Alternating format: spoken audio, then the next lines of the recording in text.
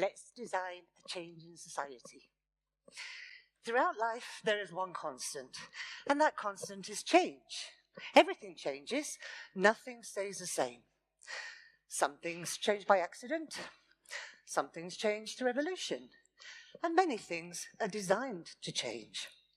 For example, we're always designing new, improved models of cars, washing machines, soap powders, but we never design a change to society. We don't update. And it's about time we did, because the way we're running things right now is killing us and the planet. And society does change. If it didn't, we'd still be living in caves. But it just moves along without any real cohesive plan for what we can see coming in the future. So I guess the big question is, how do we redesign society? One of the first things I think we need to understand is what we mean when we say society is a system.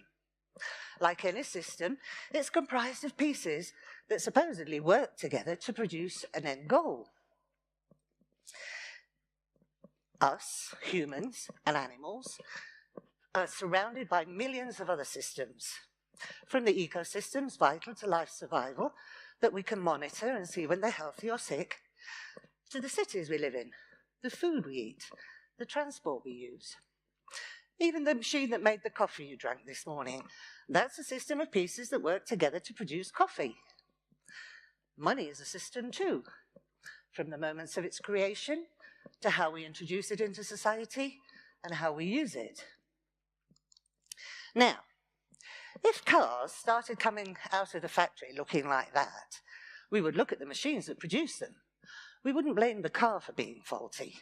Stupid car. We would understand that the system that produced them made them that way. We don't do that with people.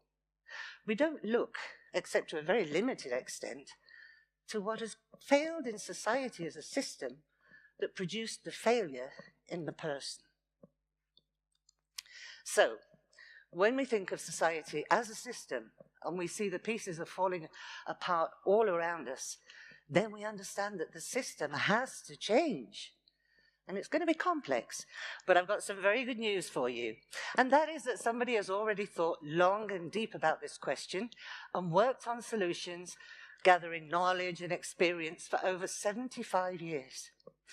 Jack Fresco and Roxanne Meadows of the Venus Project in Venus, Florida, it's a place, it's not a planet, Venus, Florida, propose a resource-based economy, a total redesign of society, something unlike anything that we've tried before.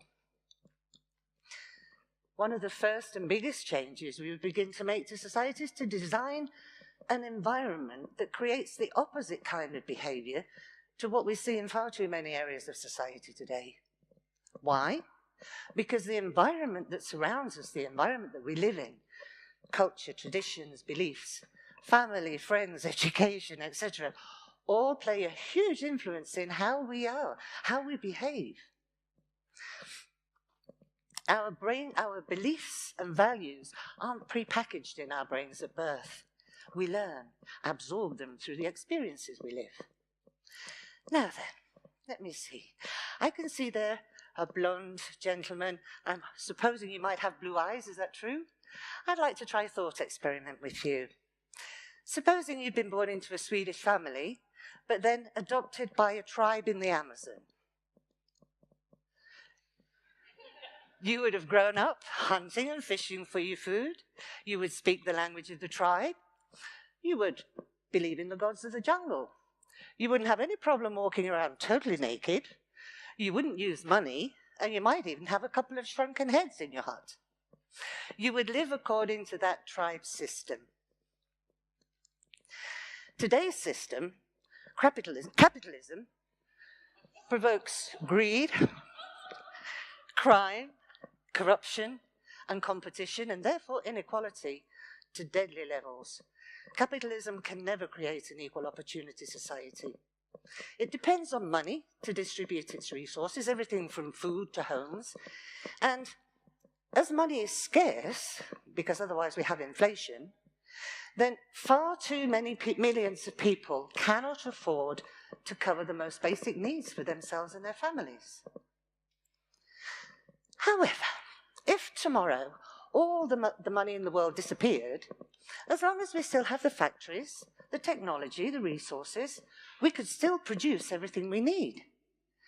So it's not money we need, it's access to the things that money can buy. We are talking about creating a society that provides everything we need and possibly outgrowing the use of money. In this case, supermarkets and shopping malls that we have today would become access centres where you can walk in and take whatever you need. Now, the huge plus would be that instead of having to store and maintain all those products that you only use a couple of times a year, when you've finished with them, you can return them to the access centre for somebody else to use, just like a library. In this way, we would start to save resources in enormous amounts. The amount to be produced would be based on the collection of data from the population, just as a supermarket today knows how much to bring in because they monitor how much goes out. And goods would be made within the cradle-to-cradle system, from the extraction of the material to make the product, to its easy updatability, to its recyclability at the end of its life. So access centres would be integrated into the design of the cities to begin to create a healthier environment. All cities would be designed and built after having completed a survey of the resources in the area. Sand for construction purposes or fresh water supplies. And of course, a survey to determine the ecological impact on the area. The data collected then shows the parameters for how many people a city can sustain in that area. Say it's 50,000. We could then calculate how many hospitals we need, how many schools, how many homes, and how best to acclimatize them. Clean, efficient energy systems to power everything from buildings to transportation systems, such efficient transport systems that eventually we can outgrow the use of individual vehicles. Imagine lovely pollution-free cities. No traffic jams, no traffic noise, no traffic accidents, and the amount of resources we would save would be humongous. For example, one average car tyre requires 7 gallons of oil to make. We know we can produce in abundance. Look at how much food and how many electronic goods we waste every year, throwing them away in perfectly good condition, effectively creating scarcity. And we haul so many cheap products from around China, all around the planet. Anything in abundance eventually becomes too cheap to monetize. We don't monetize the air we breathe, yet. With local production and distribution systems in place, we eliminate that wasteful transportation. Food can be produced in hydroponic or aquaponic towers, which reduces the amount of arable land needed and protects the produce from weather changes and pests. It's science, but it's not rocket science. All buildings would be low maintenance with self-repairing building materials. They exist today. Dirt repellent surfaces that also produce energy to power the building. And if we prefabricate, we not only reduce the production time, but the standardization allows us huge savings in resource use and waste. Apartment buildings can have childcare facilities or medical facilities and areas for hobbies and meetings. And once prefabricated, all buildings can be easily customized to fit the needs of the occupants. So maybe you've got another baby on the way and you need an extra bedroom, or maybe you just want a larger kitchen. No problem.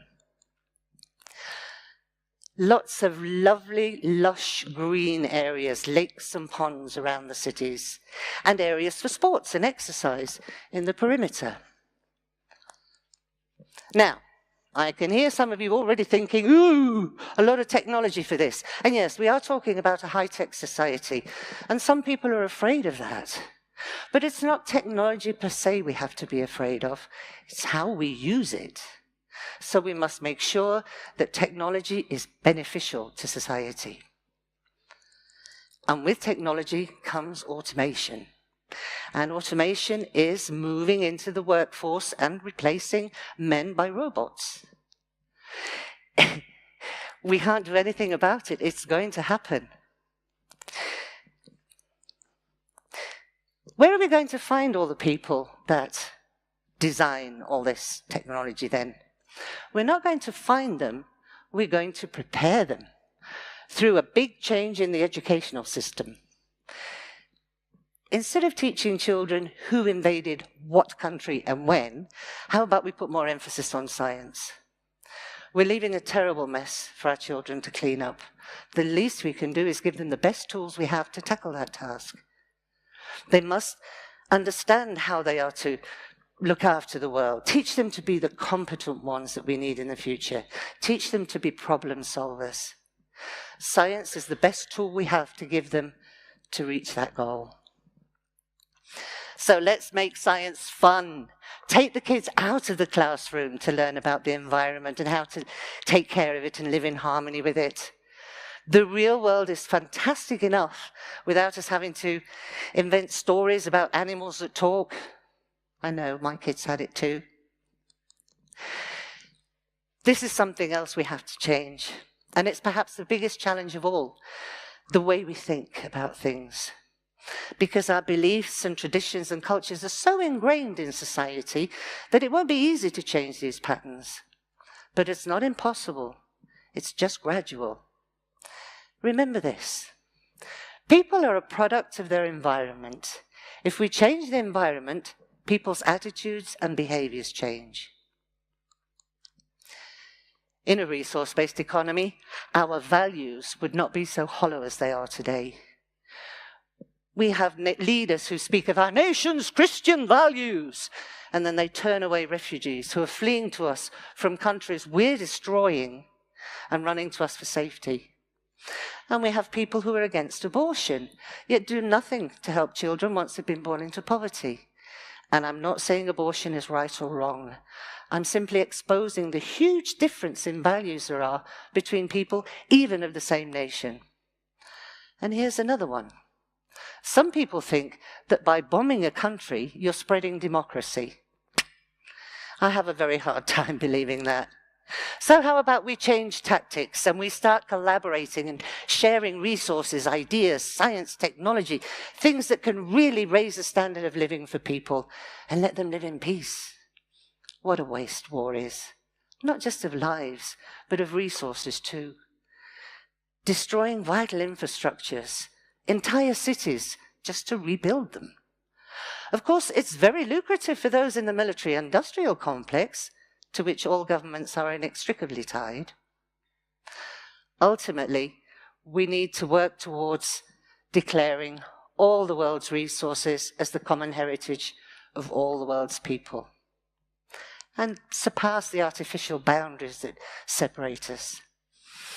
Now, one of the most fun changes, one of the best changes, if you will, that we can make in a resource-based economy is what we can do with all that free time when so many jobs have been automated. Remember, we're talking about a society that will provide everything for us without us having to worry about how much something would cost. So what used to be working time can become quality time with family and friends. We could travel the world and see how things are done in other countries. Travel the world and have access to medical care without having to worry about insurance companies or exorbitant medical costs. We could study whatever we want to, whatever we're passionate about. And we can't today because future education costs an arm and a leg. We could be an inventor, a doctor, a pilot, an astronaut, a musician, a painter. We would collaborate on solving problems that are common to all of us, instead of fighting over scarce resources and different values. Needs and wants are something else we need to change how we think about. Let's be honest about this. A huge percentage of what we think we need today is actually wants. And this is produced by clever publicity and advertising for the need to continuously buy and sell. If we are to save resources, we must change the focus to needs, everyone's needs, if we are to create an equal opportunity society. And it doesn't matter where we were born, we all need the same things, irrespective of age, gender, religious beliefs. We all need food, clean water, clean air, housing, medical attention, a relevant education, and security. And I have, although very briefly, explained how we can achieve these things. Wants, however, are the product of clever publicity and social pressure to appear to be successful. It is a necessity to continuously buy and sell to keep the capitalist economic system alive, and it's killing the planet. If we are to survive, a resource-based economy is a viable option. Things that we consider to have status today wouldn't have any status in a world where everyone has equal access to things.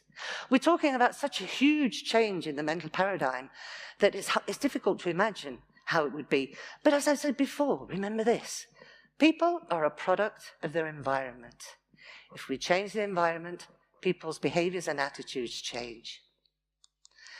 Our world is already globalized through the monetary system, and a resource-based economy would be global too, especially in its efforts to bring about such a change in society. Pollution has no frontiers. The air and the oceans have no borders. We can't keep supporting the idea of borders for human beings, yet products that bring us profit through trade are allowed to move around the planet practically freely. And you know, inventions that through history have improved lives weren't all invented by people of one nation. Tesla was Serbian-American, Einstein was German, Al-Khwarizmi Persian, and Marie Curie was Polish, and a woman. When we reject people who are different to us, we close the doors to so many things that they can bring to us. When we allow children in far-off countries to die of starvation or preventable illnesses, we're losing millions of potential Einsteins and Madame Curies. Let's embrace these differences and recognize the benefits they can bring to all of society. When we improve the lives of others, when we help them improve their lives, when we give them a relevant education, ultimately we improve our own lives. I'm talking about creating a society that gives everyone truly equal opportunity.